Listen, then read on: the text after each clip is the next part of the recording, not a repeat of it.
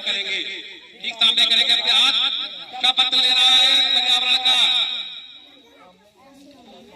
आज देव संस्कृति ग्रामोदय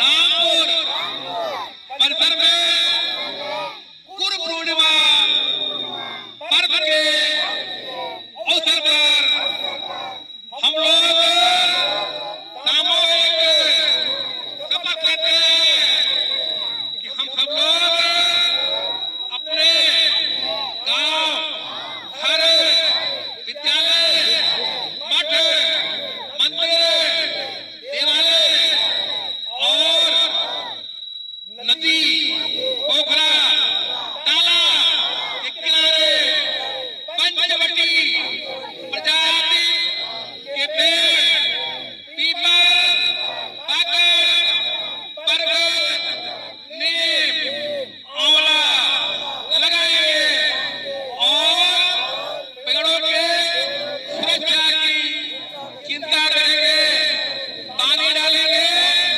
और रख रखाव करेंगे ताकि पेड़ जो हमने लगाया था वो सुरक्षित रहे, पर्यावरण हमारा सुरक्षित रहेगा तो हमारा भविष्य सुरक्षित रहेगा।